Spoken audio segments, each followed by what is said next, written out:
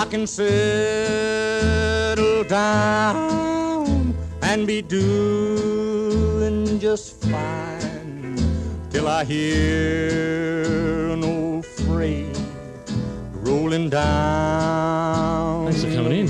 Thanks for having us. Thank you. Yeah, so we're just saying that you might get some emergency phone calls.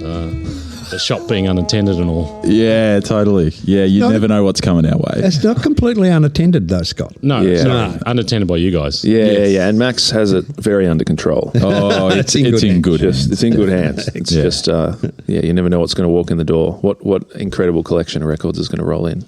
Well, that's true. That's what it is. You want to be there for the records. You want to know. The thrill. Always. You don't want to lose them. In case, he goes, this guy doesn't know what he's talking about. He's like, Led I'm Zeppelin. going to take him down the road to... Where would he take him? There's not really anywhere else in Geelong, is there? Apart from the mill markets where you started out. Yeah. Totally. Yeah, but you can't make purchases there either. No. So everything has to be done kind of off site. Yeah. So if somebody's like, right, Grandpa's just died, and he's got a great collection of, late 60s, early 70s records. We want some cash. Totally. Yeah. Up to there and back again records. So we should introduce and explain who you guys are and where you're from. So There and Back Again Records is your record store in North Geelong. Yes. Yes, indeed. I would say my favourite record store in Geelong, but again, we've just established that there's not a lot of competition. The record store. But I was buying from you, James, when you had it at Mill Market. So did you guys both have a bit in that, or was it just once you took over the shop that Jack got involved? Yeah, I was doing the mill markets for about 10 years. Oh, really? More that of a long? hobby sort of a thing. Started with one crate at the front of my parents' stall, when I was a teenager. And that's just where it built from there. And it was a hobby basically to pay for my habit of collecting, Yeah. Like, and because, 19-year-old dishwashing wages, so spent all my money on records, had to balance the books somehow. So we'd just end up accumulating and, it just it balanced it nicely. Great. And then, we got this opportunity after the mill stall had built up to the point where, we have 10,000 records sitting there. The opportunity came to expand. Yeah. So let's go back a little bit on that opportunity. So so the shop you're in now is on Melbourne Road in North Geelong, and it was the old Wayne's World. Yes. So you want to give us a bit of background there on Wayne's World and Wayne and how that sort of came about? Yeah, for sure. So, I was mentioning before, I was a 19-year-old spending all my money on records. Well, it was with Wayne at the Sunday market. He was a stalwart at the Sunday market, selling records every Sunday. He started outside, then ended up inside, and then they closed that market down, and he moved into the shop that we later took over. And his shop was so much fun. Like, it was chaos. It was complete and utter chaos. Yeah. And you never knew what you would find. Yeah. And he kind of just brought that Sunday market attitude into a brick and mortar. Yeah. So, that's pretty much it. And then, sadly, very suddenly passed about a year ago now. And his family got in touch with me, and Jack and I had been talking for years and years and years about running a record store. It's the dream, you know? So this had been a seed we'd been watering for years. So, basically the opportunity came up and it was like a no-brainer. Lots of late nights listening to records, talking about what our record store would look like. And then it came up and it was like, do you want to open a record store in like a couple of weeks? Like get the keys, maybe even a week? And we were like, oh yeah, all right.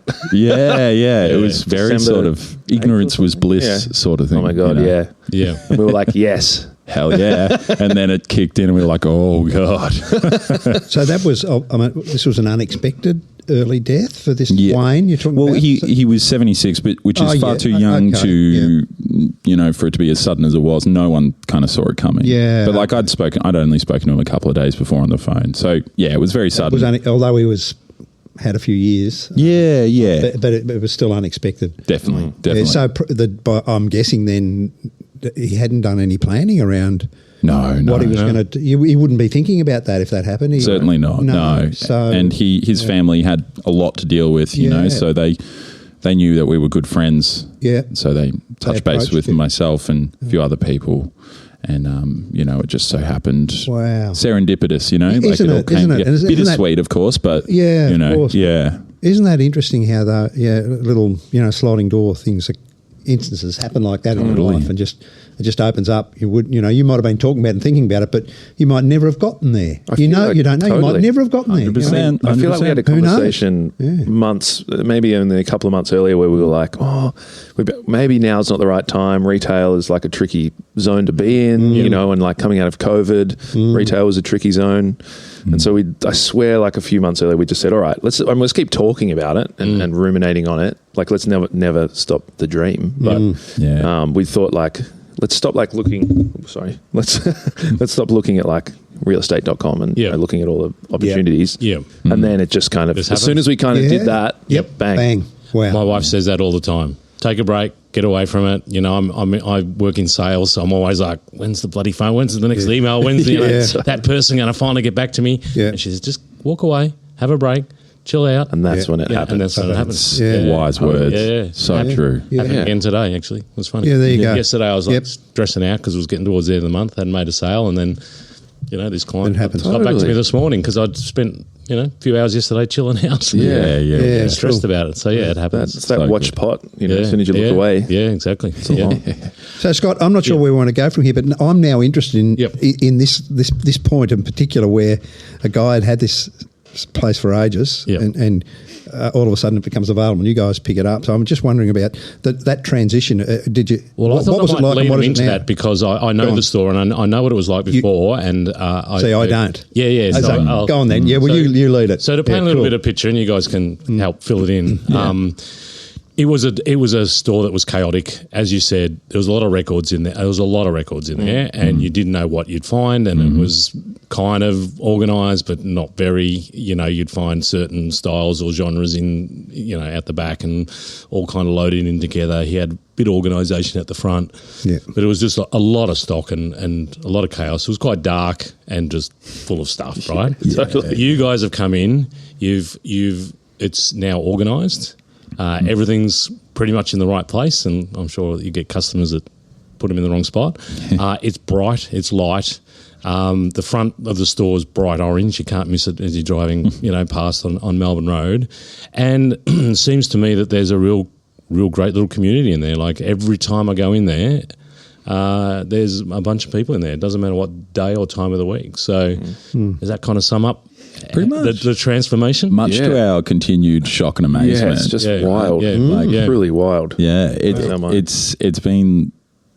it's blown our expectations out of the water. The response Geelong has had to a new record store opening in North Geelong of all places. It is. I mean, it's on a main highway, but it's kind of in a funny little black hole of retail. It is, and I'm sure if grungy is the word I might use for that little strip. For sure. Yeah. That might suit it. It's got it's very in the north of Melbourne vibe. There's a lot of that.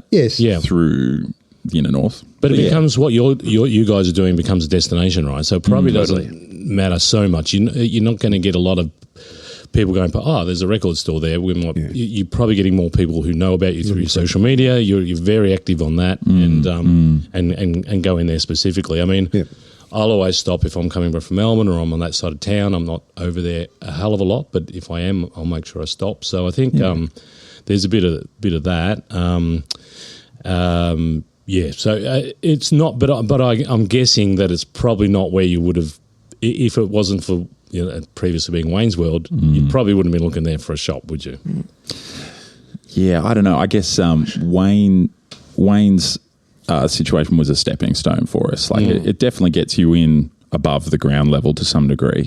Yes. Because one thing I should note as well with his passing, like the ripple was felt through the community for sure. So many people were mourning his loss, Yeah. So it did leave a big gap. Yeah. So the location, I mean, you think of classic Geelong spots. You go Paco, you go the city, the inner city or whatever, High Street, Belmont. Yeah. There's so many other more happening places, but where there are records, generally people will come. Yeah. It's a destination for sure. It is, absolutely. Yeah, cool.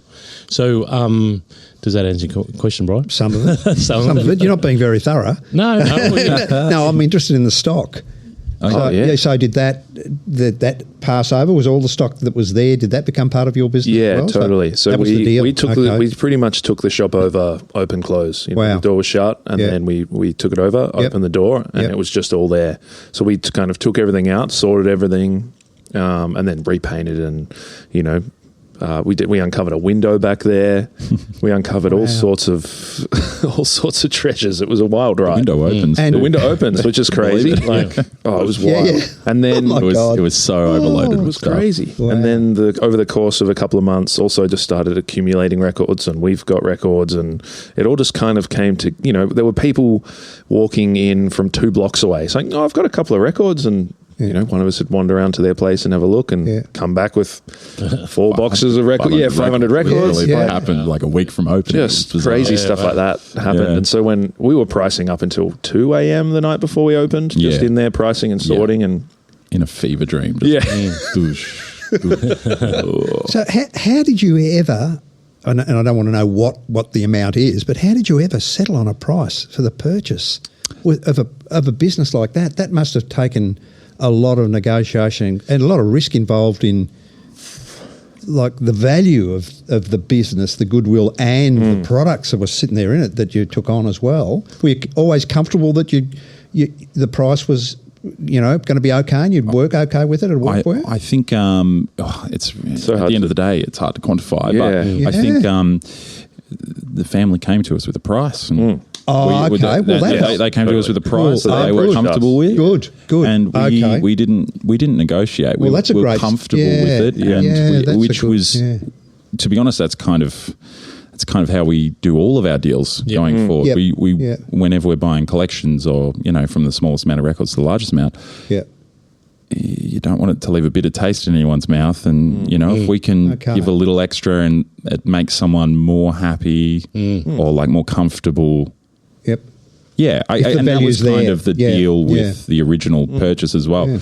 Totally unprecedented, very strange, like, deal to get. So totally, because it wasn't just the records; it was a mountain of fairly unsellable stuff as well. Yeah, not to rag on it at all. Wayne had his own way of operating, and I loved it. I went there weekly. I fossicked through. I went searching through dusty piles of stuff under tablecloths and blah blah blah, looking for fun stuff. But you kind of took the good and the bad. Yeah, there was a lot of stuff stored too. Like there was stuff on display, but then there was like 50 just empty picture frames under a table. You'd pull the cloth off, and oh my god, 50 picture frames. Which maybe there was some cool posters in that he'd taken out and sold. There was like tubs of extension leads and all sorts hiding. That he just had kind of hidden away. It's quite amazing to think back to what the place looked at like a year ago today. Because it was the anniversary of his passing a few weeks ago. Was that okay? Yeah. So you've been in the shop 12 months. Been in the shop 12 months. Open. I mean, as probably in from now. Right. And then we really kicked off all the renos and stuff in December last year. And took about 3 months. Yeah. Well, that kind of makes it easy for you, doesn't it? I hadn't imagined that you had to sort of think about the price. But so they've said, well, here it is. You guys have been thinking about doing it. Well, here's one. And that's what's going to cost us. So straight away you got somewhere to start, do your numbers and go, can we do this? Have we got this? Can we, make it work? So the odds are kind of crazy that someone would approach us with the odds that someone would approach us that we've been talking about this your dream pretty much guys. With like, wow, here's all the details, make the call. And James had fossicked in there. And I'd been in there a handful of times over the years, but James had fossicked there relentlessly. So he knew I knew what Wayne had more than he did. You probably, I suspect you did by the sound of it. People truly, went there and found stuff that Wayne didn't even know he had potentially. So there's probably no list of stock or whatever, a stock list or anything. Probably not an accurate one. But you knew, and you had to find it. For sure. It's a really, really interesting experience. Good on you guys for taking it on. I think it's fantastic. Ignorance was bliss, though. I tell you, really, I don't know that I'd readily go into it again, knowing everything I know now. I'm being facetious, of course. We would. The thought of a shop full of records that we get to just explore. True. And I think about it like that, it's because we now know everything about before. But if one of you said, well, we've actually got a shop in Torquay that's full of records, I reckon we'd go, all right, wrap the podcast up. Let's go and have a look. Totally. You've got it bad. Clear my schedule. Yes.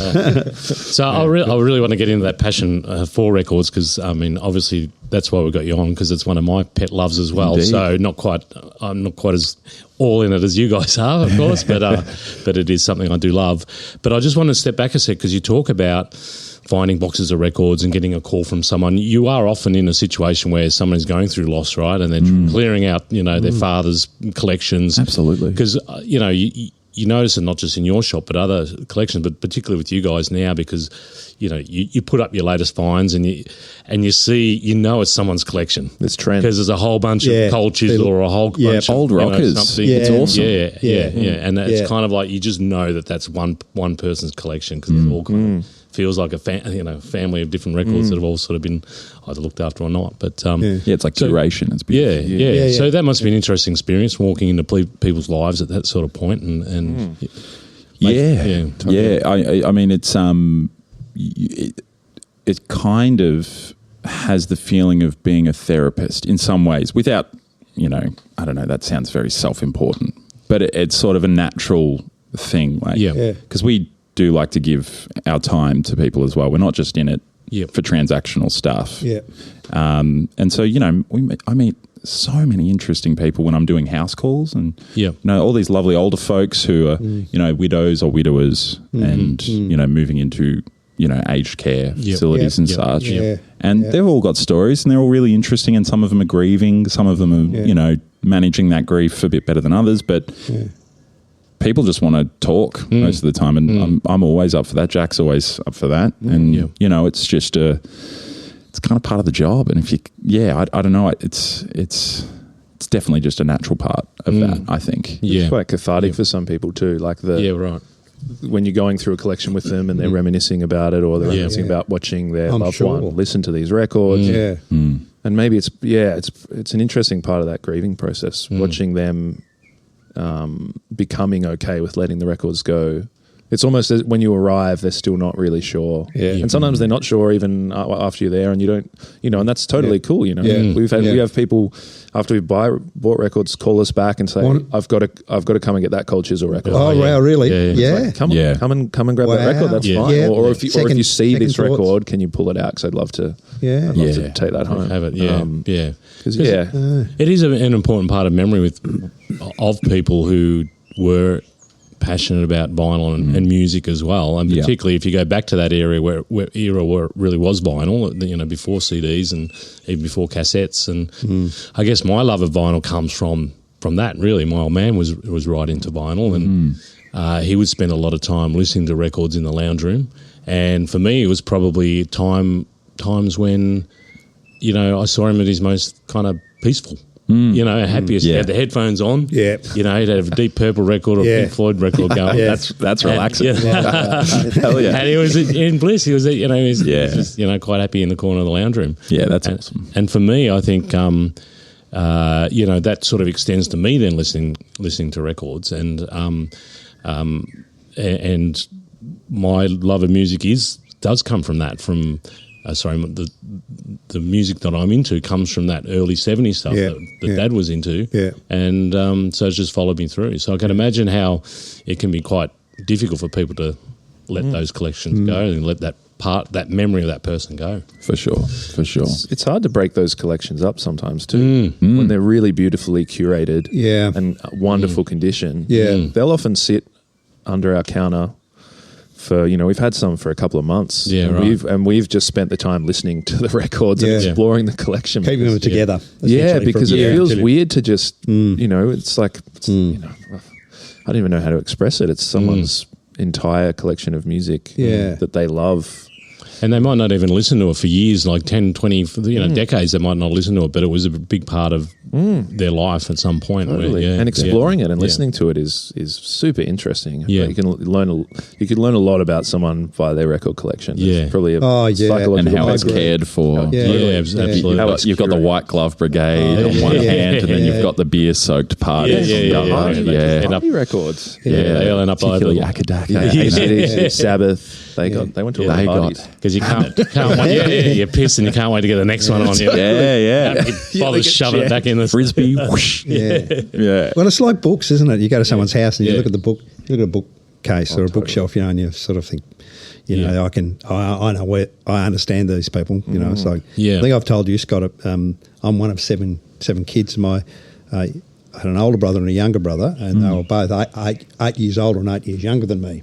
Right. So and I was in the middle with a bit of a gap. But my young brother, off to uni, became a potter and took off to North Queensland, and in his very early years, settled up there making pots, bloody just out of Atherton up in the North Queensland. And I'm on a long service leave, and I'm sort of nearly 10 years older than him. I get up there and he's partnered up and he's got a couple of kids, and he's in his little hippie house up in the hills, and I walked in and I looked at the wall of his bookshelf, and I've gone, shit, it looked like my library. Couldn't believe it, Yeah. We're almost a generation apart, and hadn't had much to do with each other. That's a lot, between brothers. 8 years is a lot. Yeah. And yet there they were, all the books that I couldn't believe it, And he was an artist, and it's just interesting how those things. Records aren't as obvious, of course, because they don't sit out to see them when you visit someone's house. Unless you really go, have to you're playing the music. You got to get it. Believe me, it's one of the first things I do. I'm like, what's in that collection? I want to see what you've got. Me too. And sometimes it's a bit rude. You just go straight over and start flicking through them. Yeah. It's a bit presumptuous. You're at a party and then you're over there. Everyone's chatting and you're like, I'll just walk in here. Give me a moment. Yeah. Just going to... I remember, sorry, just while we're on that, I remember we were...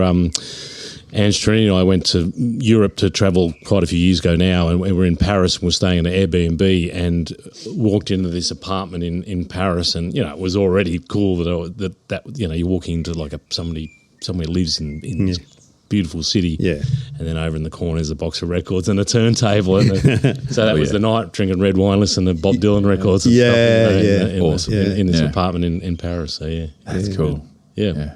I was just going to ask about, so I know you've only been doing this like for 12 months or so, but you're obviously busy and you're seeing a lot of these collections. I just wondered with people that are saying I've got records for sale, just roughly in terms of, are most of them sort of as a result of a death, and people are moving on, and they're old collectors, or are the people trading records as well? Is it a combination of both? You get a bit of each? Yeah, totally. It's a complete blend. You never know. I had a guy the other day come in and said, I was throwing something into a skip and I saw some records. Oh, yeah. And I grabbed them out. In the skip? Yeah. He grabbed them out and they were all pretty clean. Yeah. Wow. And he was like, I kept some of them. Yep. And these are the ones I didn't want. Wow. And I was like, that's wild. And it was, 5 or 10 interesting records. Good records, but it's all sorts. Like it's people and people coming in saying, I bought this, I listened to it, don't like it. I'll trade it for something I want or some credit. Or, okay. Or you can't. I feel like I'm overwhelmed with the amount of reasons why records come through the door. Like interesting. Every deal's different. I got rid of a bunch, and I still regret it to this day. Bunch of metal records, like 80s thrash. It's really hard to get and expensive now. And we've probably all got stories like that. I did, but and then you go and pay. You got to pay hundreds of dollars to get it back. And, I mean, I wouldn't for a lot of it, but now, you wish you had it. Because it's a part of your life, part of a time of your life, right? Well, there was a time I stopped listening to that type of music, but now, and then I went back to listening to it. I went, what, just for raise a few bucks, It's the same with student. So, I was buying and selling my own collection as well at the start, and I've got some regrets, definitely. Some records I'll probably never see again. But hey, it's all roads lead to now, so try to have as little regret as possible. So And with those collections that are coming from from an estate where someone has died and they're being passed on, are they coming normally from the partner, most likely a woman, a female partner of a man who's died, being passed on, or are they coming from a woman who's died later from the children's? All sorts. Generally, or is it both? It's all sorts. Everything. So it could be and the reverse of that, totally. it's men's and women's record collections. We bought a collection locally that was the beloved collection of both of them, but it was the widow who sold them to me. Yeah, okay. But it was the beloved collection of both of them. So it was that was hard for her. But she needed to downsize. I think that was the main driver. Yes. It's all sorts. But it is really all sorts. It's And I'm just thinking, so I was born in 55, I'm 70 years old. I think so, another 10 years, or if I was 80, I would have been born in 45. So people, as they're getting older and dropping off the perch, are going to be coming out of, that sort of 40s, 50s, 60s. It's like some really, really great records came from that period of my youth. Hendrix and stuff for me, they were just fantastic music. Doors, Hendrix, all that sort of stuff. Well, you'd be seeing, I'd imagine that stuff would be coming through some of these estates. Bit of everything again. It's like there's a lot of stuff people don't consider valuable now. So there's a percentage KTEL of special or whatever. Some of those. It might be Kamal. You could. The Reader's Digest stuff. Man, if Kamal was worth money, we'd be very, very rich. Nana Muscuri. Nana Muscuri, exactly. Richard Clayderman. You get your back catalogue for $1.50 at an off shop. But we try to be judgment free about this sort of stuff. But you can be fairly objective about what's worth money and what's not. And I reckon there's as many records that you just can't sell as there are amazing records. So 50 so you actually see a hell of a lot more Kamal than you would Hendrix. And it's that's sort of the way it just kind of pans out. It's interesting though, the psychology of sometimes a record's not worth much, but sometimes it is particularly good. And it's just today's society doesn't value that record. But it's something that both of us would be like, for $10, this is absolutely an amazing record. I'll pick up albums for $5-10 from you guys, and I love it. Love listening to it, but it's not worth a lot because either there's a lot in production or it's just a particularly not the greatest quality release that people want. So let's get onto that. Like, what are we looking for? If you're looking for records, what are you guys looking for? What should we be looking for? I know that's also a very broad question. Us personally or us? Well, let's start with you guys personally. The business. Our the personal collection. Oh, you it's personal or business. Well, it doesn't matter. Mix it up. We certainly do get, we slice a little off the top. So let's do that. What doesn't make it? This is what we want to hear about. What doesn't make it into the shop? What doesn't make it into the shop? I reckon if any sort of, I love my obscure Aussie rock. But obviously, once you get it once, you got it. So, there's been some pretty amazing stuff we still get in through the store that I've taken my copy home. There might be things like Cybertron. Are you familiar with Cybertron? They're like a 70s synthesizer group. Think sort of Tangerine Dream sort of stuff. So a bit ambient, pretty bent. Very weird. Put out 4 albums, I want to say, through the 70s and to the early 80s. Really good stuff. And so obscure is good in my book. Jazz is good in my book. That's me anyway. What about you? I feel like I'm in a similar realm. It's the weird off the beaten path stuff that I'm interested in, because I know I love all the classics. And I've got copies of that stuff that I really want. But if I get a record and I pick it up and I don't know the cover and I turn it over and I'm going, I don't really know what's on this, but I'm looking and I'm thinking, I like these instruments. I'm gonna rack it up and I'm gonna listen to it. And then that's the exciting stuff for me. And same with James. It's like it could be jazz. Could be like Afrobeat, dub, reggae, anything that's just off the beaten path. That's where I'm most interested in. Often Jack will be taking all the African stuff, and I'll be taking like all the Latin or the Japanese stuff. Encouraging each other to try all this stuff. We both love each of those continents and their music. But that's just the way the cookie's been crumbling recently, and it's really cool. It's just one of those dynamic things that just constantly changes. And push each other to listen to stuff. There's times when I'll come in and that you'll have racked something up the night before, and in the diary you'll say, you've got to listen to this. You have to listen to it. And then, in 3 or 4 days' time, you'll be like, what do you reckon? And I might be like, not for me. Or, maybe it is for me, and somehow it's ended up home. I think you've got finer taste than me, actually. You reckon? Yeah. You're a jazz man. You're a disgrace. Yeah, wow. How can you hand that over? Yeah. Oh, I just reckon you've got. I reckon you're perhaps pickier. Maybe? Yeah, I'm probably pickier. I like to listen to stuff a lot in the shop before I take it home. Whereas I'm just bang, let's go. Is that because you're a musician, do you think? And you're thinking a bit more technically? Or? No, I wouldn't think. I feel like I try and listen to it a bunch in the shop. And if I'm really gelling with it, I'll take it home. James will sometimes be like, I'm taking this home.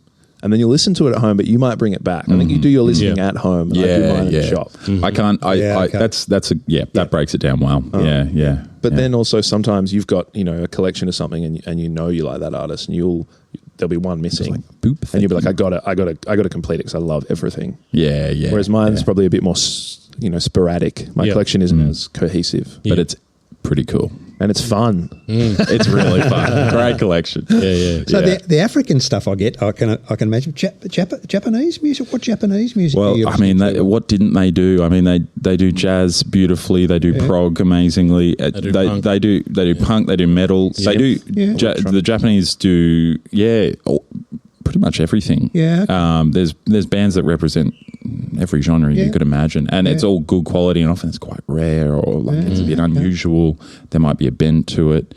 There's a psychedelic band that's a bit more recent called Kikagaku Moyo, and they actually broke up I think a few years ago, but they put out 5 or 6 albums through the 2010s, and it's amazing. Okay. Great stuff. Do you know a bit of Japanese music? You've had bands at Medusa, haven't you? Did you have Guitar Wolf? Japanese? No, I think they played at the Bowen Club. We had Buddha Data. Okay. That was one of the funnest nights we had this year. Yeah, they were real fun. And they're going back next year. Yeah, I didn't see the gig, but I saw the promos and stuff. Yeah. And I wish I had been there because they looked fantastic.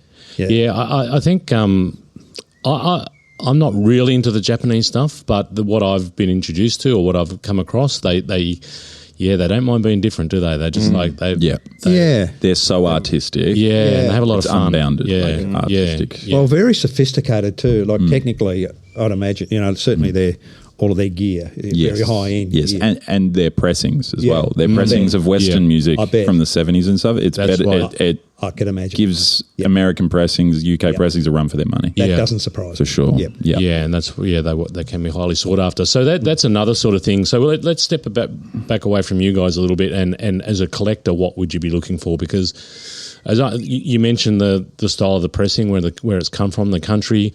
I know that has a bit to do with it. I know Australia, particularly in the 70s and 60s, the pressings were pretty average, right? The sleeves were a little bit cheap and nasty. Yep. The pressings weren't that great. Again, like you said, it depends. I mean, but for the most part, yes. I've got my mum's entire Beatles collection, but they're all original Australian pressings, but they're the Australian pressings, so they're not worth all that much. I think Sgt. Pepper's might be worth a bit, but have you got the first two there with the original banner label, the gold and silver label?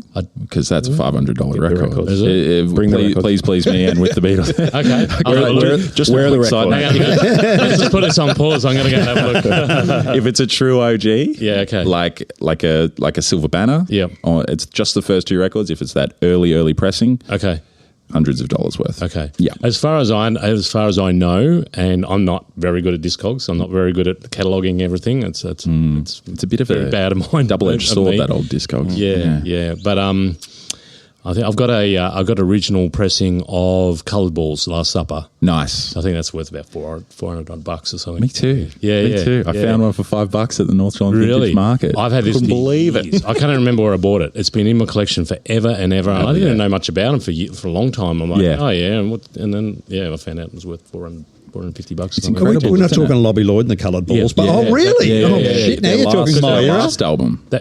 The last Coloured Balls record from 75. Yeah, because they only just re-released it, didn't they? Only in the last few years. Yes. So all those years they didn't re-release it, so the original pressings became worth a bit of money. So there's that. What else are we looking for? So there's the quality of the pressing. There's condition is paramount. Condition of because I mean, but then again, we still sell records of every condition you can imagine. We we've just recently gotten a sticker printer and we start popping fun little messages on our $5, roll the dice records that are, pretty beat up, but they'll probably play through fine, and it's a great way to start in some ways. Bit of character? Never heard of character. As long as they play through all the way. Or sampling records. People sample them. Or of course. If you're just trying to rip something fun from one record, if you can pay $5 for it. $5 Ozzy Osbourne record that's scratched to buggery but still plays through, it's... But condition. We just would prefer to throw as little out as possible as well. That's kind of part of the whole thing, we're recycling music to some degree, and Condition is very varied too. So as like a collector, you can get, a record that's worth $400 that's absolutely hammered is not going to be worth $400. But a record that is one of the classics that's in really, really good nick, that's the kind of that's the kind of prized thing that someone wants in their collection. If it's a $30 mint condition of something, and the quality's good. And the thing with vinyl, you can never really know either, because you can look at something that looks pristine and it's got something in it and it just gets stuck, and that annoys the shit out of you. And then you got one that looks scratched and it plays perfectly all the way through. Totally. I mean, it's often the most inconspicuous little nick in the record that skips it or makes it repeat. Yeah. And then you'll get ones that have this enormous gouge through them. It doesn't even make a sound. You're like, what the hell? There's no rhyme or reason. So, How do you manage that in the shop then? Do you play everything? Do you have to play everything? Visually grade. Yeah. And then if it calls for it, we'll give it a test. Yeah. Give it a test listen on any interesting, we're getting to the point now where we know just by looking or we can get a good idea of whether it's going to play through or not. And then there's some that are like, maybe, and then we test them. You test audio. Okay. We've got a listening station too. We encourage people, if it's something particularly... Before you buy it. Go and have a listen. Because you just don't know. You don't know. Yeah. You'll visually look at it and you'll see this big scratch and you'll think, someone's going to look at this and then there's no way they're going to pay $30 for this. So we'll put $5 on it. Then that person might roll in $5, epic. They'll chuck it on the listening station, plays fine. And that happens so much, actually. And it's great. We love that. We love that. You just couldn't sell that record with that scratch for full price. You just couldn't do it. It wouldn't be right. You're better off. It's much more fun to see someone stoked than it is. Because it's harder and harder to find those really good little finds now, aren't they? For a good price. You guys know what it's worth. Even bloody old Mavis in the local op shop seems to know what these things are worth these days. They're on Discogs as well. That's a weapon. I said before, double-edged sword, that Discogs. There's a lot of nuance to it. You got to read between a lot of lines to get that reasonable price. So it's interesting. So many factors come down to what a record's worth and what we can pay for it and what we can sell it for. It's really interesting. I kind of wanted to go back on you guys' journey with vinyl. I mentioned before about my old man being into vinyl and sort of probably where my love of it came from originally. I still remember, I have in my head, romantically perhaps, a record that kind of really sticks with me is what kind of made me fall in love with vinyl, and not only the record and the sound, but also the format as well, the larger format and the artwork and so on. And what about you guys? Are you kind of, Jack? Where would you remember some kind of starting point? Totally. I remember getting a Walkman, like a tape Walkman, maybe as like a 8 or 9 year old. Yep. And I had 2 cassettes that I think I'd found under the telly. I had Eagles Eagles Greatest Hits, and Santana. I think it was their second record. Yeah, of course it's Santana. They were the 2, and then I just listened. Which was the second one? Sorry, I'm a bit. Second one. At the time, I remember I was very confused. No, I think it's just called Santana 2. Oh, that now. Maybe it's the third Santana. one. Abraxas, the one with the line on the Santana front. Santana 3. It was no, that's number 1. It was number 3 because I remember at the time as an 8-year-old, I thought it was called CBS because I didn't know about anything. I was like, it's called CBS because it just had the big logo on the front. And so that's how I started. And then I wanted a stereo, so I built these paper cones around my headphones and stuck them to the wall. And then I just cranked the Walkman. Yeah. It sounded horrible, but that was my first stereo. And then my folks saw that and Dad said, I've got some records in the cupboard. Wow. Opens the cupboard and gets down, I don't know, maybe 80 to 100 records. Killer records too, by the way. Stuff. And I just... And you still got those? I still have all of them, yeah. And I just started... I'm pretty sure one of the first... before then, I just thought music was something on the radio and... and mum and dad had some CDs. I didn't really know that you could... I didn't understand that you could just... that there was a whole world out there. And so, we got a record player from a garage sale around the corner and I'm in my room. I put Electric Ladyland on with some headphones and it just blows my 12, 13-year-old mind. I'm just like, oh my goodness, this is just the craziest thing I've ever heard. The production, and then I just went through it and it was like Cream, Zeppelin, Maximum and the Meteors. Don't forget Farm. Farm, totally. Most limits of pure fun. Pure Farm. Farm. Check it out. Captain Matchbox Whoopie Band. Oh, the Fugs. Like just heaps of Wangaratta Wahine. Totally. And your father has a very good sense of humour, so there's a bit of there's a good bit of that, eh? It sounds like my man's collection actually most of that so too. Era. It's so varied too. And so like I'd go through the collection and play some stuff and then a year or two later some stuff I'd skip past. I go, oh, actually what is this record? And then I'd listen to it, oh, this is great too. Like, so that's where I started. And then I just started looking in op shops. I was just like realizing that you could just find all kinds of crazy stuff in op shops. And as long as you're willing to just put in 15 minutes when you're passing by one just to flick through. And then I just started bringing hi-fi home from the Anglesey op shop like a madman. I'd go down there with $20 every weekend or whatever money I'd managed to scrounge, and I'd come home with someone's old stereo that they were throwing out of their beach house. I just had a wardrobe full of stereos. I was hooking all the speakers up. I was blowing them up. I was just doing whatever I wanted, cranking an entire wall of speakers at one point in my bedroom. So it was just I was pretty addicted to that. The regional hi-fi life, eh? That oh my god! Everyone was like renovating their beach house, and I was rolling into the op shop like, oh yeah, Bose, I'll get this Pioneer stereo for $10. I'll get these, who knows? Those crazy stuff. It was nuts. I wish I still had it all. I don't. I blew most of it up. Okay. It was like you didn't learn to fix it all. It just it's like it's like a 15-year-old. I'd just hook all the speakers to one amp. Which is not what you should do. No. And then it would blow up, and I'd go, in like a couple of months. $10 one. There's another $10 one. I just kept bringing it. I just kept racking them up. And I probably, I don't know. Maybe I still have some. I still have my first favorite set of speakers. And I still have probably one or two of those amplifiers. But that was my journey so far. Mine was kind of similar in terms of Dad like bringing a stack of records out of a cabinet after I showed interest in CDs because he had an enormous CD collection. And I think he borrowed like a Led Zeppelin, Who, and a Cure best of CDs from the library. Oh, yeah. Ripped them. Classic. Got to do what you got to do. Lower middle class, 2000 or late 90s, whatever.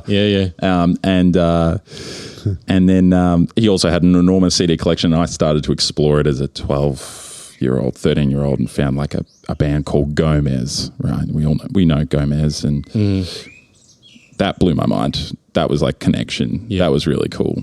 And then, he brought the record collection out, and it's all the David Bowies, The Church, Midnight Oil, all that stuff. U2. I grew up like my bedroom shared a wall with the family stereo. Oh yeah, God. And I woke up every morning at 7 a.m. to The Church, blasting full volume on the other side of that wall. Every morning. Dad. Oh, really? Dad, yeah, constantly. Yeah, biggest Church fan ever. Wow, okay. I asked him recently because we went to see them last November at the Palais. I missed them at Bowenhead's just gone, which was a shame. That would have been good. But I asked him how many times he's been to see them. He's like, I stopped counting at 50. Oh, really? Yeah. Wow. So it's like, I've met them a few times. I met the guys a few times as like a 12-year-old, as a 15-year-old. Very gracious guys. But he that's his band, the Church of his band. So we got the signed posters in the shop. They're Dad's. I have bands I love, but I've never had a band like that you just is your band. Like, well, there's so much music in the world, isn't there? So much music we'll never hear, let alone going over and over and over stuff you really love. Totally. Is he okay, your dad? Yeah, I think so. I think he's got an excellent choice of music. He's just a little bit keen on it. I know. I guess the Church, they're a rich vein of music because they've got so much content out there, and then their solo albums and side projects. But it is at that point where you're like, You sure about this? Are you okay? You're right. But yeah, like ended up, inheriting these. Well, Dad gave me the records when I really got into it, and I took the stereo when I moved out, and then I started, like I said earlier, just spending all my hard-earned dishwashing wage on records with Shane from Prehistoric Sounds and Wayne at the Sunday Market. So I'd get my new records from Shane, White Stripes, blah, blah, blah, and then all the weird shit, like the Kinks, something else by the Kinks, $10, original press. Not that I knew much about all that stuff. Then I got full geeked out and just learnt about the different just started taking stuff on like a sponge. Loved it. So that's kind of how it started for me. I remember the one that sticks out to me, and I still love it. It's one of my shed albums, when I'm out in the shed and I had a few beers, and I don't have a record player out there, but I've got it on CD, is War of the Worlds, the Jeff Mason War of the Worlds. And it wasn't just, the production's amazing, right? It's an amazing album, but they narrate the story, and then you've got these sound effects. Like I came on the car actually yesterday or the day before, one of the songs, and you got this unscrewing of the alien spaceship, and you've got like the sound that the aliens make when they're dying, and you've got these incredible sound effects, and then you've got this great prog rock production as well, But for me, it was also, being somebody who was into visual art, it was also the book that came with it, and these amazing illustrations, like the ravens pecking this red goo out of the dying aliens. Or the one thing I did love is when they decided they had to go underground to live underground, and there's like there was this illustration of this underground city, and they're playing cricket in the middle of this underground. And I've been a cricket fan, so it was so it was listening to that, but going through that book at the same time, and that's what the format of vinyl really, for sure. But what the other thing I wanted to ask too is like what do you guys think? It's a bit hard to describe, isn't it? But the sound that a record, the vinyl gives off, as opposed to CD or tape, there is something that is. For me, I think it matches the era of music I'm into, particularly the 70s stuff, because it was the technology of the time. So I think it matches the production. Totally. But there's something about it, isn't there? Something just you don't get out of a CD there's a depth to it. I feel like it transcends sound almost. It's like a combo of the tangible, you pick up the record, the ritual, you put it on the turntable, you start playing, you can't skip. The whole... You plop the needle down and it just makes that crack. You're in it for the whole side. It's ceremonial, isn't it? Almost, exactly. When you think about the playing of the record itself is a whole stick. For sure, So all of that combined with the warmth, which there's imperfection in it just by the nature of what it is. There's imperfections in the record. No two records are the same. I think that just provides a warmth and a realness to it. Whereas the opposite is the intangible streaming. Everything's clean, crisp. There's not a single sound beyond what the artist intended. I don't know. Do you have?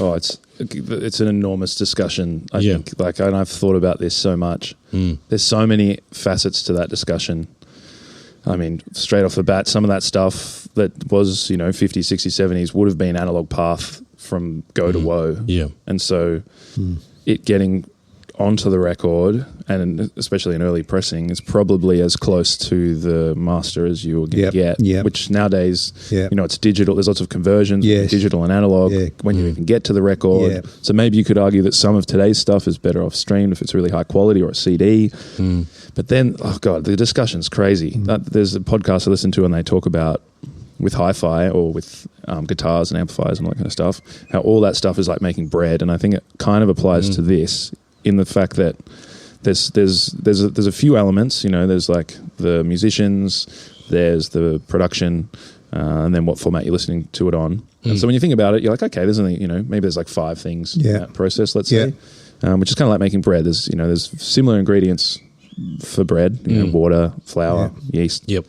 But every bread's different. And it's just the tweaking of all the little variables that add up to something that is amazing on record or isn't good on record.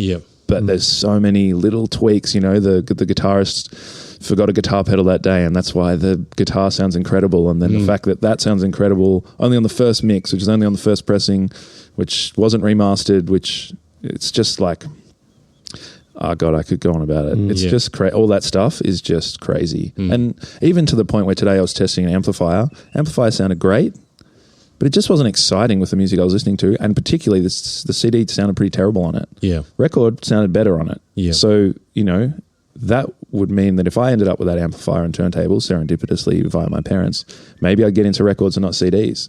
But if the amplifier sounded great with CDs, maybe it'd go the other way. Like, it's just, the conversation is, there's so many facets, psychological facets, Well, it's interesting, because, I'm a bit older than you guys. So in the 90s, when CDs came in, I was into the grunge era. So all my memories of that era of music, and I love that style of music. And I do have some of those albums on record, on vinyl now, but it was all on CD because that's what everything was coming out as. And you couldn't even buy vinyl, like for a lot of those early 90s and stuff. It was all CD or tapes, but even tapes were getting phased out really by that stage. And that's another thing I've got rid of, a lot of old tapes and stuff, because they're so disposable in nature, which is a shame because they're cool. There's lots of fun things only on cassette, and that's the real fun stuff. Digging into what's only on cassette or what's only on CD, or only on record. There's So where are we at with that? Like, because I know cassettes have made a bit of a comeback, right? So CDs, and CDs are starting to as well. I think CDs are an affordable alternative for particularly young people. I guess there's a new generation of kids getting their driver's license, buying old bombs that have CD players in them. Yeah, well, that's when I was listening to CDs. In the car, I had the old Ute and had a CD player in it, and I'd chuck it in there, or in my shed because I've got a little CD player in there. My old Corolla had cassette deck in it, so I was fanging cassettes, and that's what these kids are doing. We've got regulars who come in and because and it's two things. It's they've got this car and they want cool music, and they can't necessarily stream in there or whatever, but they also, it's affordable. It's like a $6 CD might be a $35 record. And a CD in a lot of ways is more, it's easier to throw around. It's it's more versatile. And still good quality. Good quality. Still got a package there. You got the booklet, blah, blah, blah. So CDs are, I loathe to say cool, but they're becoming cool again, I guess. It's one of those things. What about tape, like reel to reel? So I can remember reel to reel. I had one, a small reel to reel player. The reels were about that big. Cool. How long it played for. My brother-in-law was he was my sister's boyfriend at the time. Was in Vietnam from about 67 to 69 or something like that. And when he came home, he brought back with him an Akai reel-to-reel tape recorder about this big, cool. and Sgt. Pepper's. And on reel to reel, that's awesome. Yeah, really cool. And he had the speakers hold and put it in the lounge room. And it was like I had never ever heard anything like it. It was absolutely magnificent sound. Sound. I'm not sure what his speakers were, and I was only a kid of 13 or 14 or something. Probably I don't know. But that seemed to me that tape, the reel-to-reel tapes were pretty good sound. Too. I think the little bit I saw of them. Well, I don't think they're coming back. Do you see them around? No, 8 tracks, but not reel-to-reels. Reel-to-reels. Reel-to-reel is, I don't think we've seen a single one. No, I've seen a couple come in, but they've always been burnt. They've always been like one that they've made a compilation of. Yes. But I think like the whole they're not as durable because the tape's wrapped around the spool. If it's left or dropped, it can come on off the spool. And I think the interesting thing I find with tape, and I've thought about this a lot, talking about the quality of different things, is that vinyl, there's less variables. There's a motor spinning. There's a stylus translating it through a cartridge into your amplifier. With the cassette or reel-to-reel, you've got lots of moving parts. There's lots of spinning, starting, stopping, fast-forwarding. You've got the head. The head can get dirty. The head needs servicing. Heads wear out. And they're a lot harder to service. And it's all on top of itself. It unrolls and then it rolls. So with the record's just being just a stylus going over it. So to maintain that quality, I mean, the other interesting thing is all those records we love would have been recorded to tape, half-inch tape, inch tape. So really, tape should be where we're listening, where we're gravitating towards. But it's the serviceability of that medium and the ability to keep it high quality. That's the issue. That's where the issue is. We're vinyl. It's a lot easier to clean your record. It's a lot easier to maintain a motor that spins at 2 speeds. It's pretty straightforward to be able to get something that's good quality. Good quality cassette deck, getting that serviced is a lot of money. And upkeeping the heads and cleaning the heads.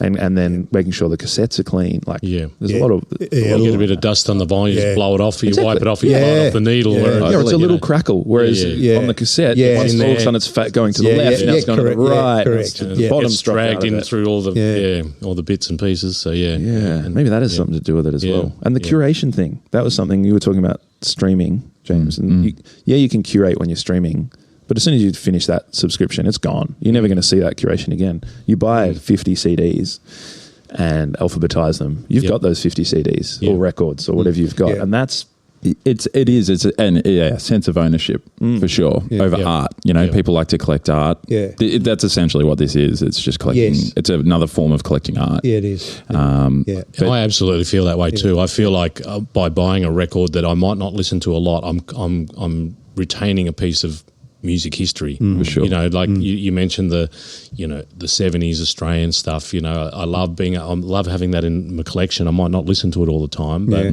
I did get to a point where I'm like, I'm not going to buy it unless I'm going to listen to it a lot or a bit, or I'm going to DJ with it. I hardly ever DJ, so there goes that. But there are albums that you just see and you go, I need to have that. You've got to have that. Yeah, That's sure. part of the collection. I might listen to once a year, but I want that in my Yeah. collection. Yeah, exactly. That's beautiful. The curation. It's the best part. It's so much fun. Yeah, it is. Going to your house, James, and looking at your collection is absolute joy, and it's because of the curation. You can get lost in there. The amount of times we've been in there. All right, we'll get to bed early. We're going to tuck into some, record stores the next day. Painting the back wall of the record store. Totally. Yeah, and then 2 a.m. rolls around and we've got stuff racked up to listen to.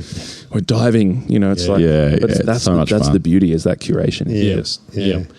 So here's the next question then. How do you organise it? At the shop or at home? At home? Yeah, how do we organise our collections? Mine's just alphabetical. And if it's a solo artist, it goes on the surname.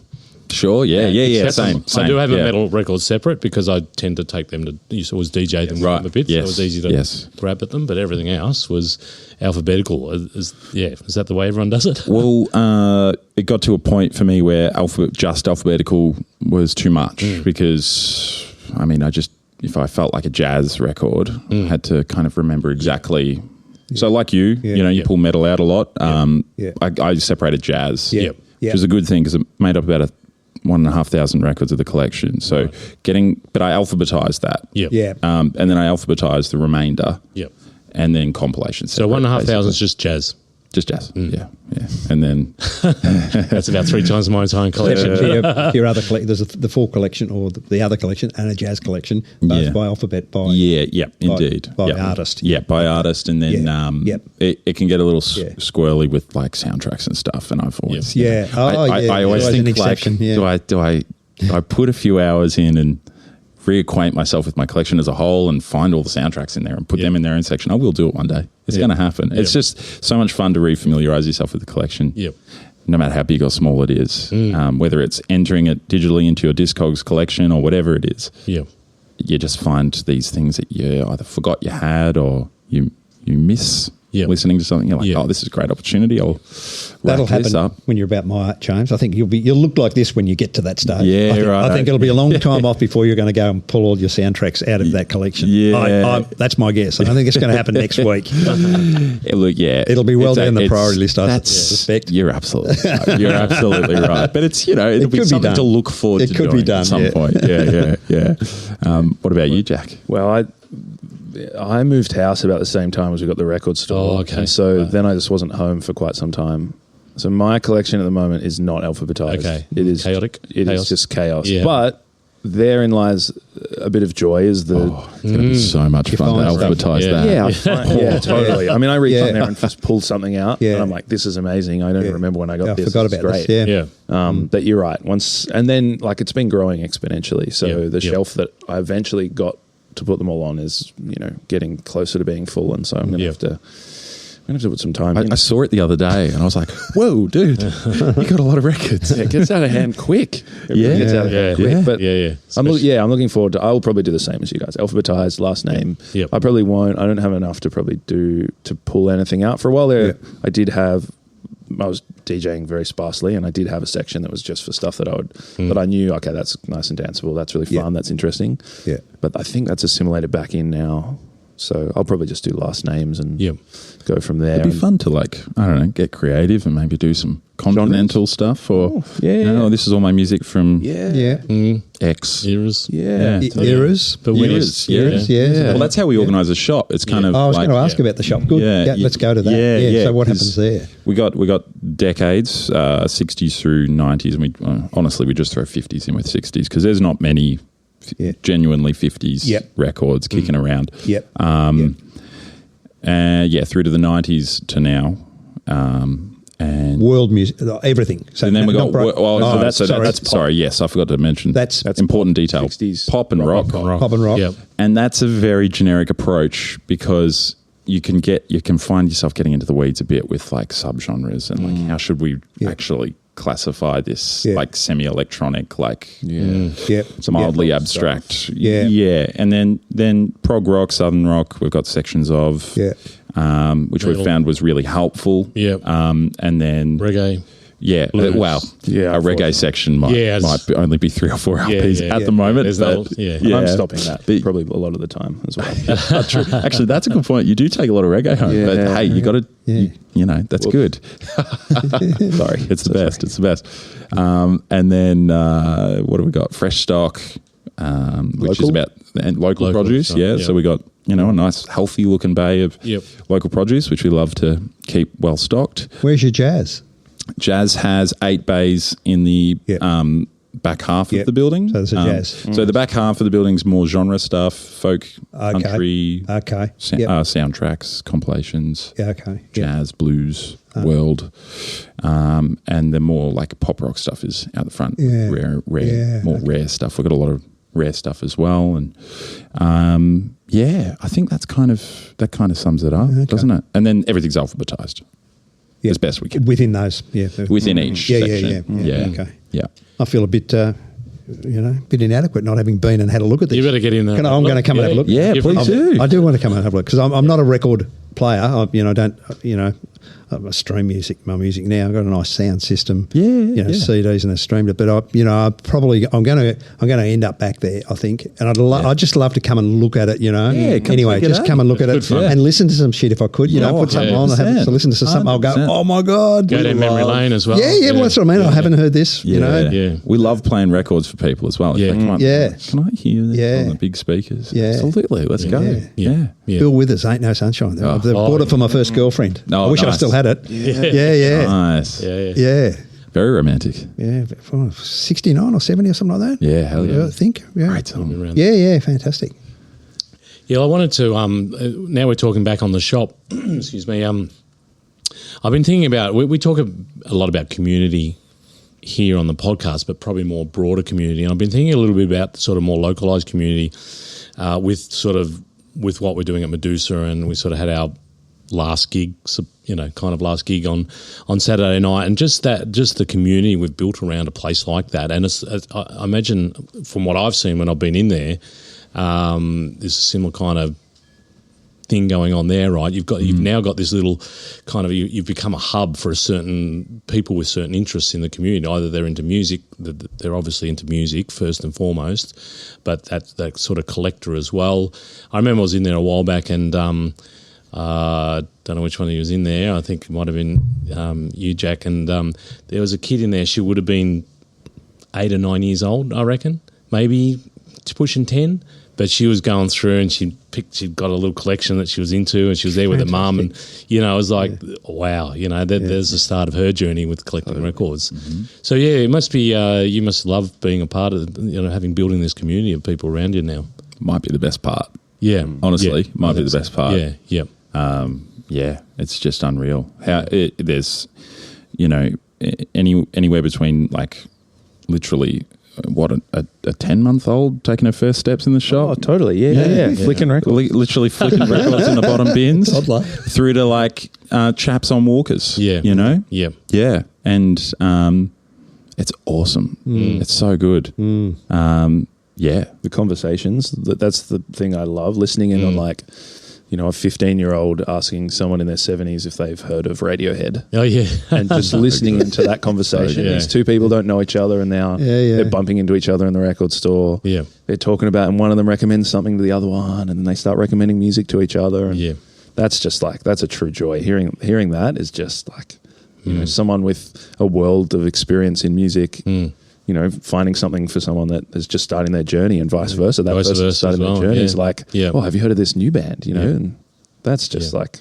that's the good stuff right there. Would most of the trade, the turnover, be in that rock pop sort of genre, or what's the majority of? For the most part, I guess. Yeah. But there's an eclectic range of tastes in Geelong. Yep. So many like old dogs in the record game. Well, like, Geelong's a metal town. Good luck. Yeah, okay. It's like, okay. I don't agree. No. Just everyone's going for everything. Yeah. It's awesome. So it's quite wide. That say plenty of interest in your jazz collection? Well, actually, it's like, you know, it's nice having a big jazz collection. So when the jazz lover rolls in, they're like, oh, this is great. Yes. Which, you know, it's lovely to hear that. Yeah. When we have heard that a few times about all of the sections, which is awesome. Yeah. It's always some work to be done with things like reggae or blues. They don't stick around for a reason, you know. Right. Yeah. And they don't come in for a reason because people like who are into that are so passionate about that. But it's really broad. Yeah. Really cool. Classical music as well. Bit of a niche. Yeah, bit of a niche, but we've got heaps. You have got a heap. Yeah, and it's relatively curated as well. So every kind of main composer from the last 500, 600 years is well represented. But, you know, it's probably the biggest niche within records, I would say. Would you agree with that? Unless you want to go down the like Zydeco rabbit hole. What's the biggest niche? The classical selection. Yeah. Is it really? Well, in terms of what people are interested in, it's like people aren't actively buying. Like, we don't sell that many classical records, but it's nice to have them. Yeah. The people are passionate about it too. The people that come in for the classical, they come in once a week. Yeah. Once every fortnight. Yeah. And they're pulling interesting stuff out. Yeah. Stuff that they can definitely educate me on. Yeah. They know their stuff. They know what they're after. Yeah, totally. Yeah. And they'll come in and I suppose the other good thing about getting into classical music is it's reasonably affordable. Like, yes, you know, you can get some top quality records. Beautiful. Amazing music. Very little. Yeah. Do you have any? Are there any opera on record? Is there any opera on record? Oh yeah, absolutely. I love the opera. Yeah. Oh my God. Yeah. But you got to be there for the. You got to, you know. It's never quite as good to listen to as it is to be in the opera with the full symphony sitting there in front of you, you know, and the stuff going off on the play. I love it. I think you are missing some context when you're only listening to the opera, unless you know it really, really well. Yes. I think, Yes. Or you've been there and you can picture it. But Or super familiar with the story it's telling or something. Because it's the whole experience. It's the black tie walking in, the whole lot, you know. You know, the dry martini, you got to do the whole thing, you know. Fantastic. It's just not the same when you do that at home. No. Put on the black suit and tie, get the martini going. And my wife and I have got we've got prize for this. When we worked in the city, Di and I, we'd go out occasionally, you know, and, to do something special. We might go to the ballet or go to the opera. Regularly went to the opera, and I'll put the dinner suit on and Di put the long frock on, and we'd go around a few bars, you know, and we'd never buy a drink before we got. Everybody wanted to know what was on and where we were going, something special. You know, we were just going to the opera or whatever. It wasn't that special, but all the bars are going, don't worry, you know, here, have a martini. We don't want to charge you because you guys look so good. Yeah. Okay, I'll try that. Yeah, that's a good tip. How much does it cost to hire a tuxedo? I wonder if I get make it back on drinks. It's paid for, yeah. I've got 2 or 3 of them, but I don't know whether it'll fit you. But it has the tuxedo print on it. Do you guys run a policy like that at Medusa if I come in a... we'd probably kick you out, to be honest. I don't even know how I'm friends with this bloke, to be honest, after he's telling me all that. Oh, friends is a bit of a stretch. I'd say colleagues. I think we're less than that. I know you get around in the tux, go to the opera, bloody hell. Fancy. Yeah, cool. So what? What's next? What's Well, I mean, going off of the community stuff, the next thing is in-store gigs. Yep. Yeah, cool. Trying to support the challenged Geelong music scene, like you guys have been an absolute bloody foundation of at Medusa Bar. Yeah, no, that's interesting you say that, because we haven't talked about that a bit, about what's next for the live music industry if little venues like ours can't survive. And there are record stores in Melbourne doing it. Desert Highways, I know, is one of them. It has them quite often. And It's almost part of a lot of their, just there every day. There's in-stores all the time at record stores around Melbourne. And I think it would be great for Geelong Music to be able to do that. It's going to be a challenge, a little shop like yours. There's not a lot of room in there. Intimacy. I wondered about that. Thing, but I think we've been standing there, hands on hips for like hours, just staring at the back room going, how are we going to make this work? But then the record store in-store, if it's not squishy, what is it then? It's going to be it's a gig. It's going to be flaccid. It's got to be. Exactly. It needs to be. It needs to be. Well, our best gigs at Medusa ones where we had 100 people in the room, and that's very squishy when you got 100 people capacity space. We probably had Saturday night. We had 80 odd in there. It was a good feel. That's awesome. Yeah, that's so good. Yeah, it was good. Yeah, I remember seeing Willie Nelson's daughter and Loudon Wainwright's daughter, I think, do a gig in Basement Discs in Melbourne. Loved going to the Basement Discs. Lunchtime. Well, it wasn't very big. Tiny little space in there as well. Yeah. They're gone, I think. Stuff of legend. Oh, yeah, I know. That's the kind of, Just walk in at lunchtime. It's not about legacy, but the idea that we can do stuff like that. Yep. It is, people talk about that 20 years later. Yeah. For sure. Yeah. It's very special. It'd be a great thing to do if you could work it. I think it'd be an absolutely fantastic thing. Well, we will be doing it. Yeah, for sure. Good on you. Yeah. Good luck with that. Yeah, thank you. Yeah. It'll be a lot of fun. I always get a bit stressed out by planning things like that, but you're across. I think you crush it. Yeah, we've been busy up until now, but I'm keen to make it something that supports touring artists. If they're coming to Geelong, come and do an in-store. Yeah. And we'll make sure that it's not, that you're looked after. Yeah. Coming in, it's not going to be a stress for you. Just come and chill. We'll do it. We'll try and make it as easy as possible so that those acts can come and we can do stuff like that where it's, a Sunday afternoon. That's what I want it to be. Yeah. So it actually supports those artists. And it's interesting, the conversations I've had with some people around it. There's an artist that is coming into the shop, is going to release something next year. And I was like, do you want to launch it? When it comes out, if we can get this together, come launch it in the shop or play a show in the shop at the very least. And I was like, we'll pay you. And he was like, really? And I was like, yeah, that's how it works, because we love your music and we want to see you release more music. So we'll pay you so that you can work on the next record. Like, that just makes sense. But it was so telling that he was surprised. You'd be surprised how many musicians play for pretty much free. Totally. All the time. By the time you take into account fuel and whatever else travelling 15 years we've been doing it. Totally, playing music all around the place, and the reward is in the experience to some degree. But when other people say that to you, as if it's the expectation, it's like, wow, that's unhealthy. Frankly. Unhealthy, exactly. It's not good. Like, no. It's not about the money, but also we need to eat. But I mean, art shouldn't be free. Nobody expects art to be free. Anything creative and artistic's got to be paid for. Like, it's bullshit. You don't do this shit for nothing. I don't think it's atrocious that people would expect you to do stuff. And it's for not nothing. just the gig. People don't realise how many hours a musician has to put in to get into the point where you can even get to that point. Rehearsal is not just the years up to the first gig. It's the in between every single. Getting there on the day, the petrol, the gear that they're carting around. It's just at the very least, some token of gratitude needs to happen when you're showing respect and giving them something that will help them further their career. I know, like, I worked at Patagonia for a long time, and they talk a lot about voting with your dollar, and that's how you vote. If you like a company, you go and buy the thing because you want them to make more. And if you like the artist, you go and buy the things you want them to make more. It's pretty straightforward. You don't need anything convoluted. No. You like the record, you buy the record, they'll make another record. Like, go to a gig, you buy the gig, buy the merch, buy the shirt. That's where they make the money. It's just like, it's not hard, and it doesn't need to be hard. Yeah. You might not need another band T-shirt, but just buy it anyway. Exactly. You'll need it eventually. You will need it. That's true, So on that, so you guys are both musicians? Yeah.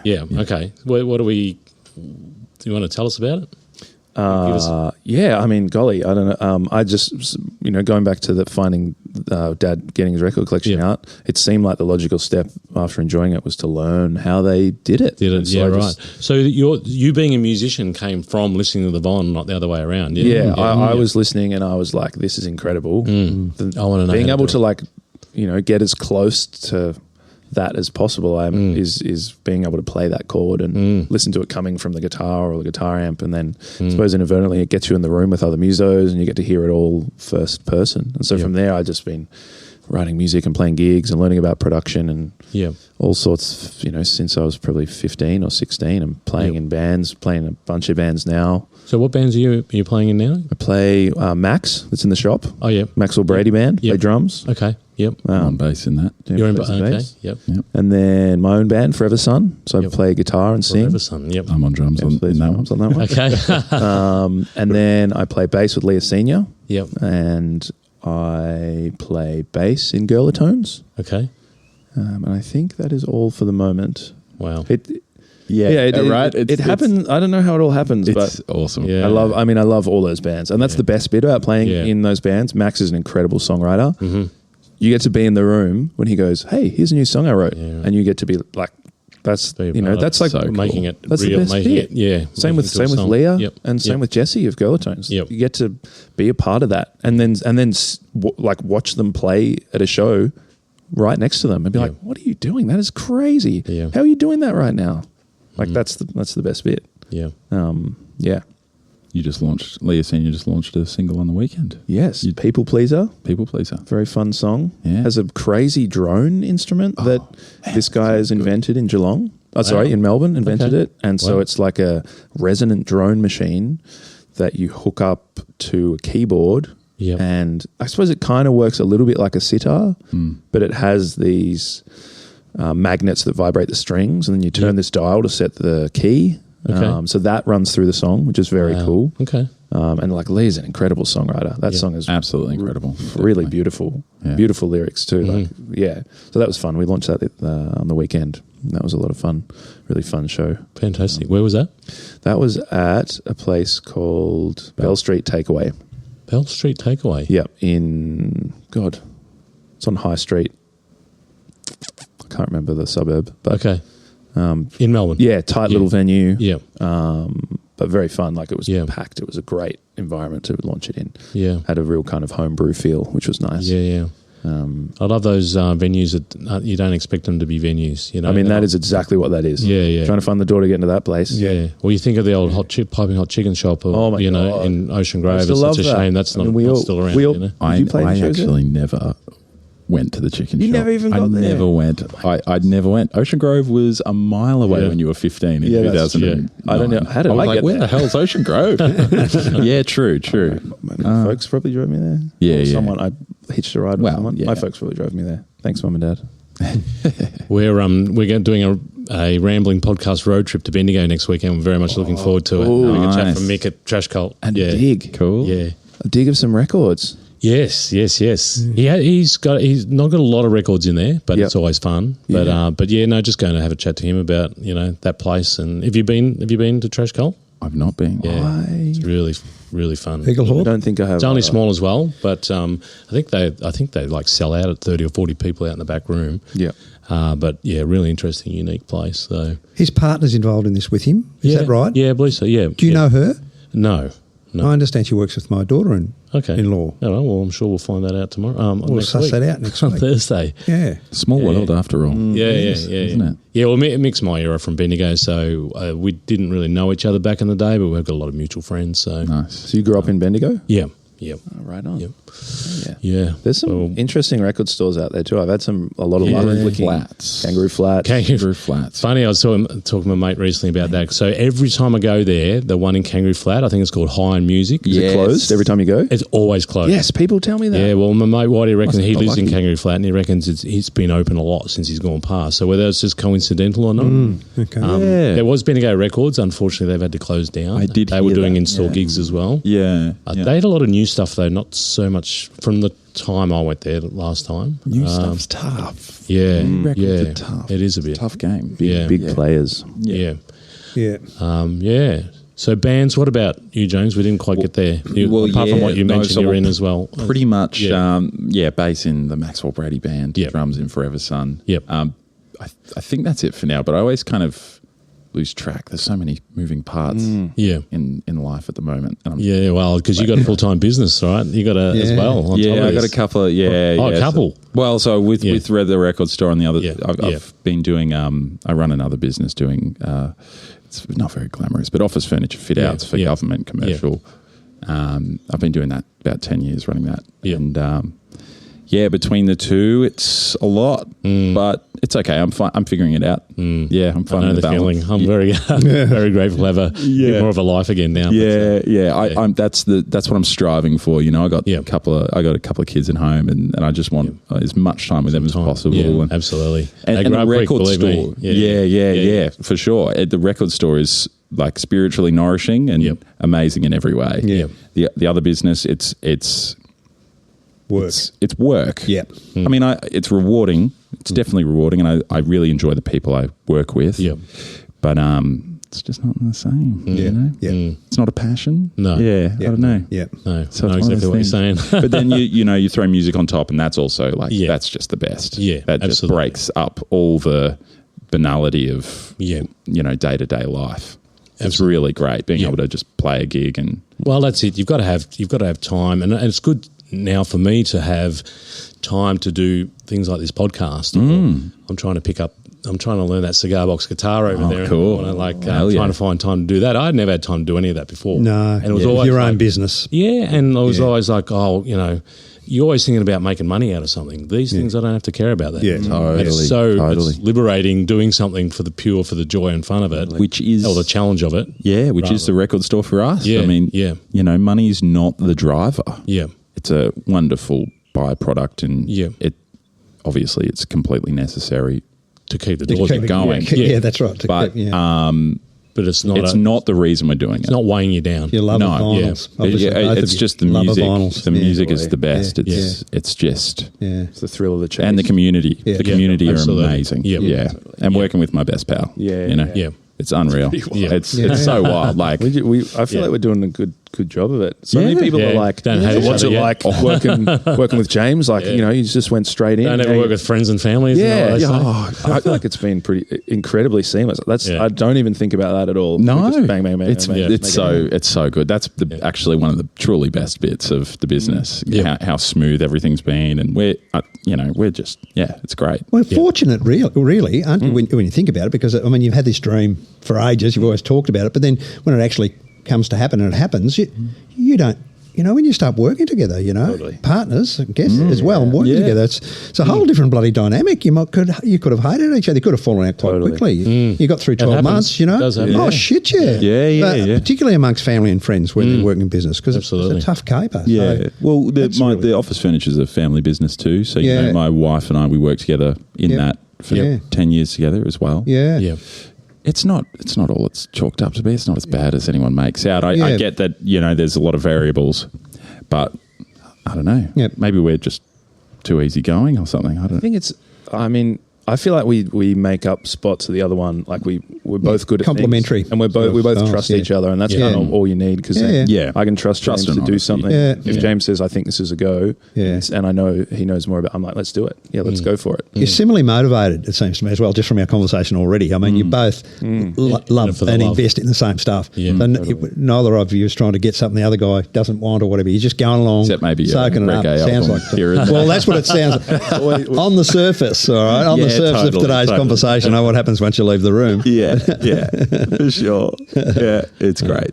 We're very lucky, I think. Oh, I mean, it's luck. It's a lot of serendipitousness, if that's a word, and hard work and good timing and a lot of You may or may not be thinking of doing this, but one thing I do love too is that you're not online, so you actually have to come into the shop. I think that's really important. Totally. But having said that, I would understand why, if and when you did do it, obviously that had a lot more work to load everything up. But we've talked. And you mentioned Prehistoric Sounds before. He obviously started his shop, went online, and now he's purely online. So I can understand why you would, but I kind of like the romance of have to go into the shop. Yeah. So with Prehistoric Sounds, he still sells at the mill markets as well. That's right. Yeah, yes, but you're absolutely right. Because his band he played had at to close a few weeks ago. Yes, Convict Class. Class. Yeah, that was a great night too. Was it good? Oh yeah, it's packed. They rule, right? They are. I haven't actually caught them live. I've Great punk got their band, first CD EP. It's good old kind of like oi oi oi. oi, punk. oi, oi. Yeah, Hell yeah. I've watched the videos. It's great. Yeah. I think online's kind of the antithesis of everything that a record store should be. Yeah. Because it is community. There's a place, Rowdy Records in Northcote, right? They don't do online, and I see their stuff. I'm like, fuck, North. I just, I really want that. I can't get in there. I went to Rowdy's Records the other day. Did you? Yeah. It's a really nice shop. Is it? Really dig it. Yeah. I didn't realize they went online as well. Unless that's a different one. No, I'm sure it's Rowdy. I'm pretty sure it is. I haven't checked if they're online. They seem to have some awesome stuff. I'd believe it because they It was a nice place. Very well-rounded, really nice environment. Yeah, okay. Grungy, but really cool. Right. Yeah. And someone knows how to merchandise in there. Yeah, right? good. They do their own t-shirts, don't they? They like do Yes. the footy weg style footy t-shirts. Oh, yes, with caricature stuff. Yeah, a lot of thick Fitzroy screen print. stuff. Yeah, kind of stitch. yeah. Cool. We've talked a lot about the staying offline thing. Yeah. I feel like we're always in discussion about all these things that we think make record stores amazing. Yeah. And that's one of the things. The thing that, just the idea that you can come to a record store and you're not fighting the world for that one record. Yeah. It's just you on an afternoon with a coffee in your hand. Yeah. And you can tuck in, and if you find it here, it's yours. Yeah. I'm not going to come and go, oh, actually, that just sold online. Which just quietly happened to me at High On Music in Kangaroo Flat. Oh, really? Oh, did it? Yeah. I mean, it's online. This is the issue with the online. No, I was in the store and I pulled the record out and I was like, Sunday Walk, Jean-Luc Ponty. I freaking love that guy. Keen on that record. He literally comes up and goes, sorry, I just sold that, and takes it out of my hands. I'm like, no. It's fine. No judgment. I mean, it's like that's the issue with online. That's the risk you take. That's the risk you guys would take, which you wouldn't want to take. Well, it's up to you, but at the moment, you don't have to. The idea of having the community come to us, share the space with us, better vibe conversation, nicer vibe. Look at the records that they're buying, listen to the records they're buying. Handle them, pick them up, look at them. Yep. It's a great, it's completely different, isn't it? It's a whole different experience. Completely different. And it goes with that whole ritual we were talking about earlier of, put it on, turn it around. And every record starts the same, doesn't it? I think. It all goes... Yeah, a little crack. Everyone goes... Depending on the condition. Don't they all do it? They all seem, my recollection, they all go... When the stylus goes down, there's a little... and then off it goes. Yeah. It's beautiful. It's lovely, isn't it? It's beautiful, isn't it? You don't get that from that cleaned up, pure music. And I feel like you can get anything online. You can buy anything you want right now. I could jump on my phone and get any record I've ever wanted. But it's when you go to the record store and something not knowing what you're going to find. The ritual. It's the not knowing. Digging at the record store. It's actually so therapeutic. I find myself, if I give myself the time, I can just sink myself into it, not have another care in the world, and just go looking for albums, be led by what pops out at me. Yeah, and not knowing what you're going to walk home with. Totally. And the discovery too. And the amount of people who go, have you got this? I'm like, nah, but you'll probably be able to get it online. They're just like, no, I'll wait. Do that. I'll come back. I want to find it. It's all about finding it. I remember there was their album. I remember finding that Blue Cheer one at your shop. Actually, that was pretty awesome. And then, but Rose Tattoo's first album, one of the most underrated, if not the most underrated, Australian rock album of all time. Right, and hard to get. I walked in the Mill Markets one day. It wasn't your store, but it was the one around the corner near the toilets. And and there it was. I just had this vibe one day. I've got to stop in the Mill Markets. Manifestation, baby. It was there. And it was in good nick. And That's awesome. Yeah, that's the sort of well priced. That's what you do it for. Given you priced it highly, you're happy to pay. Good record. Sometimes you got to. You just got to suck it up. Well, you're going to pay, don't you? I mean, if you're looking for something in particular and it's looking okay, you're not going to haggle. And it might I wouldn't be haggling. It might not be worth a lot, but it's worth a lot to me. Yeah, it's what record you I love, and it's I really want it. I need it. Totally. It just that's that collection. Journey. It's the curation. It's all of that. Yeah. It's the best. Like buying the record that you weren't going to get. That's the good stuff. And then taking it home and it's really good. You're flicking in. You didn't come to look for that one. And you go, oh, that cover's cool. Yeah. Oh, I should. I've it's ticking some boxes in your head. And that's the one that you wouldn't find if you were looking online because you can't Google a record I'm not looking for that might be like. Well, what do you can't? Yeah. Totally. Yeah. Cool. That's a great element of vinyl too, isn't it? The cover, the sleeve. Yeah. Absolutely. You don't get that with any of those other things we're talking about. None of them got anything like it. For sure. It's a piece of art itself. They all are. Mm-hmm. It's a big part of them as well. Absolutely. Fantastic. And then you get the ones that got the booklets in them, and then they got the nice gatefolds, and you've got you've got and then you realize there's this giant web connecting everything. Yeah. Yes. Yeah. That's the cool part. That's the cool part where you go, there's this producer did this album. And that studio. And at that studio and that session guy was on this and blah, blah, blah. And everything's connected somehow. And it's cool to make those connections. Yeah. There's a through line through a collection, whether it's taste or actual connection. It's really interesting. That's probably something I don't do enough of is delving more into those connections. But I know the connections of the bands I'm really into, I suppose. You have your passions, right? So we all have our things we hyper focus on, perhaps. Absolutely. Special interest stuff. Yeah, for sure. Absolutely. Yeah, cool. Like your dad in church. Exactly. Exactly right. Steve Kilby, super fan number one. Hell yeah. Very good. All right, well, thanks, guys. I know you're busy. I know you had to make arrangements for someone to look after the shop for you. So Max, we love you. Hopefully you haven't got 20 messages there that you've missed. And you've missed the gold mine collection. Max will rock it. Yeah. Thank you so much for having us. Thank you for the shop. I love it. It's a great shop. It means a lot, I think, to Geelong. And it's great that we're still we've got these places in Geelong still because it's a town that I feel lacks in a bit of that energy, and that vibe, and it just needs these little pockets that you guys are providing that makes it. So thank you, man. Thank you. Are we talking 7 days? What Monday to Friday, or is it 7 day week? When's the shop open? 7 days. 7 days. 10 till 5 Monday through Saturday. Yep. And then 10 till 3 on Sundays. Fantastic. Yeah. So we're always there. I'm on my way. I'll come out and say good day. Melbourne Road, Geelong. 171 Melbourne Road. Right orange shop. You can't miss it. No, you can't. Thanks, guys. Thanks, guys. Nice to meet you. Cheers. Open road starts to call in me. There's something over the hill that I gotta see. Sometimes it's hard, but you gotta understand.